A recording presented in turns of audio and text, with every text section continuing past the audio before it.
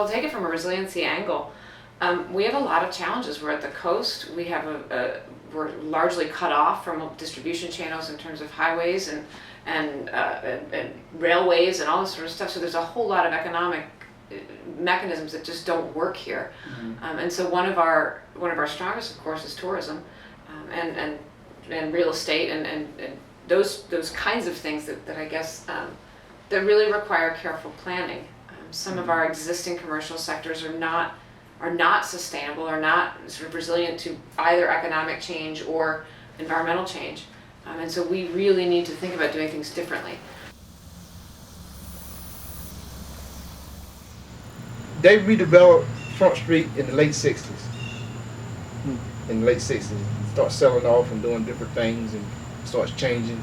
I think Beaufort kind of took it over and really did a real major development down there, because I used to go down there after school days in high school, and scallop boats used to come in. We used to all go scallop off the scallop boat on the water side.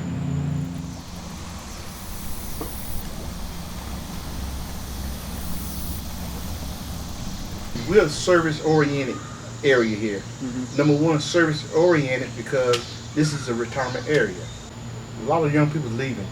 Nothing to do here, no jobs, nothing like that there. But they want to beautify all that, and it's like it catering to more development and people moving in, but what's going to keep the younger folks here to keep things going, decent jobs and stuff. I don't see that happening.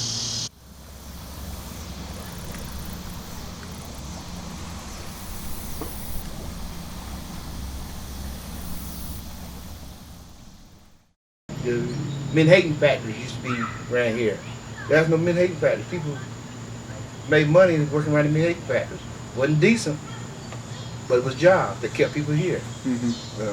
All that there's gone now. The Atlantic Veneer, at one time they employed up 350 people. They might have 100 people down there now. I worked there when I was a teenager. They had 2 shifts going. I worked when I was in high school in '74. I worked out there from 4 to 12 out of high school.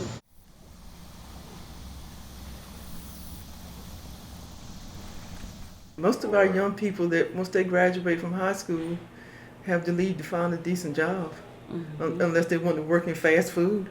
That's right. So there's not industry here to support our young people getting college educations and coming back here. If we can get some synergy with the community college where we're doing for them what they're looking for, which is hiring their students, and they're doing for us what we're looking for, which is training them on the things that we have a need for, then we feel like it'll be a great partnership. We could hire 30 people tomorrow, quite frankly, and have enough work for them to do to keep them busy. We could start another boat. I mean, there's plenty of things to do. And you talk to boat builders and anybody probably in the manufacturing sector right now.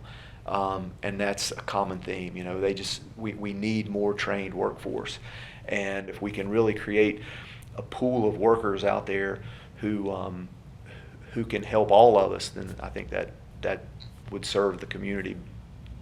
I think there's tremendous potential there if we get the business community involved. You know, we could really help each other.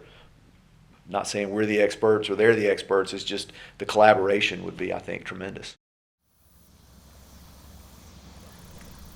And the idea of the form-based coding is the actual buildings that you build could serve very well as shops, and they could serve very well as the front of a light industry.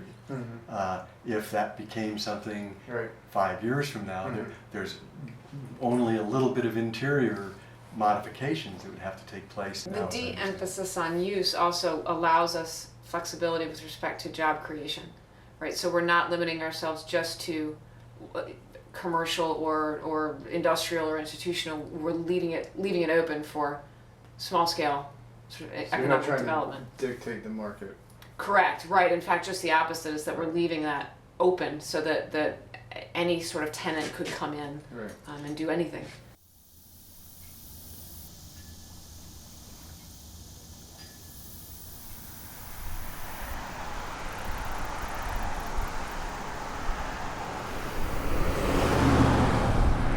setting the bypass. Yeah. I think it's great, because one thing I do know that it will do, I have lived on both sides of that highway going to town. It will certainly bring both sides of the town together. It used to be looked at as setting was a dividing point between that side of town, this side of town. By them rerouting the highway, and I know that street would change. It will probably no longer be a 4-lane highway, because it's not going to be traffic out there. You know, Cedar Street is a problem now.